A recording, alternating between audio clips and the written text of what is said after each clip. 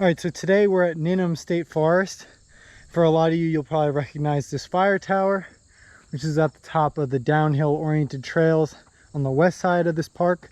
There's some more pedally trails on the east side, which I don't know if we'll get to today, but we're definitely going to try and hit up the downhill trails over here.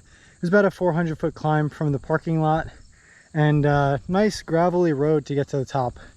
This place always reminds me of like Port Jervis, sort of. At least with the access to the trails. So really excited to be here. I've heard a lot of good things about this place and it's been on my list for a long time. So without further ado, let's get to sending. Ninham State Forest is nestled in the middle of beautiful Putnam County, New York.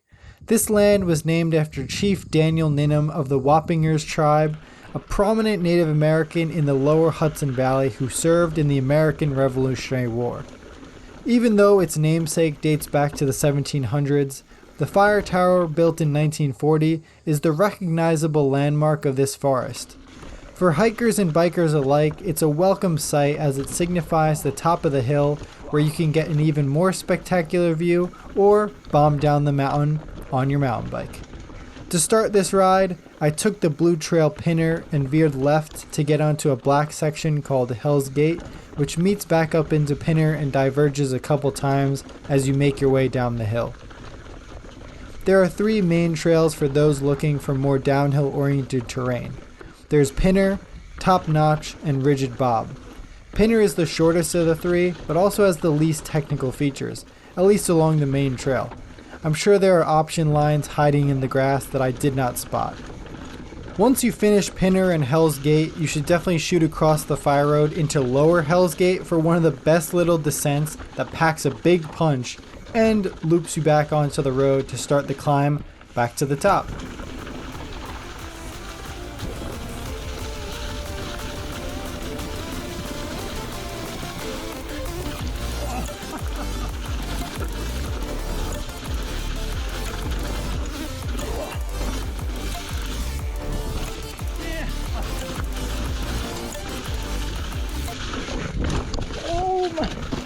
Oh my god.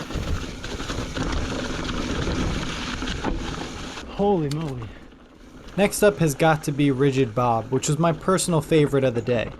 This trail winds its way down the west side of the hill and lasts 2 miles with a couple small, twisty optional loops in the later half.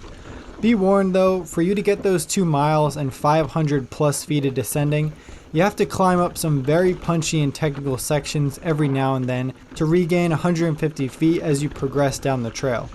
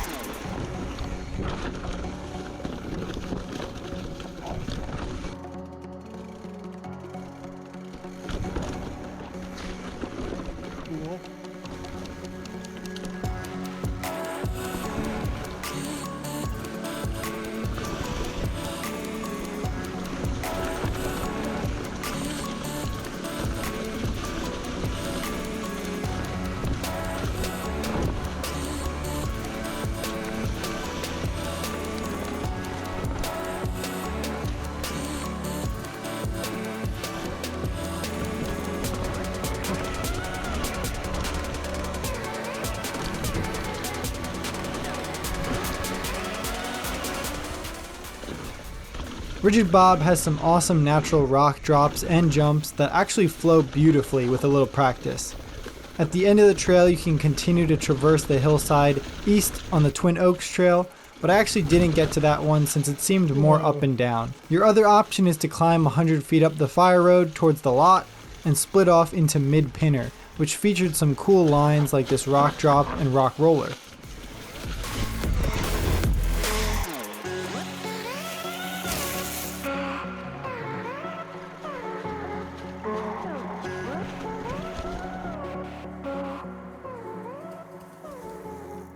Last but not least was Topnotch, which had some incredibly fast and chunky sections as you drop 500 feet down the east side of the hill. This trail sort of parallels Pinner, and I'm kind of surprised that there are no trails connecting between the two as far as I can tell. Maybe that's a locals only secret, but I think that would be a great addition to increase the variety of your runs. All in all, I had a great time riding at Ninham. It definitely takes a while for me to get used to such rocky terrain when I've been riding on sandy Long Island for the majority of the season, but once you find some rhythm through the chunk, it's one of the best feelings you can get on a ride, in my opinion.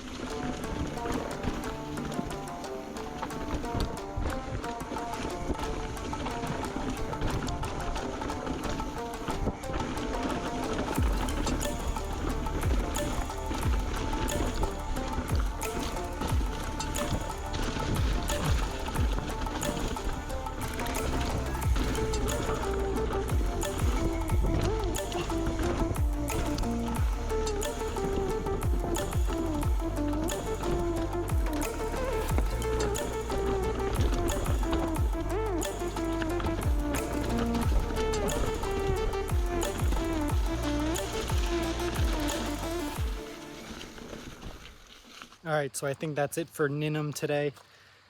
I am exhausted. Did about 3,600 feet of climbing, and I think we hit almost every trail twice.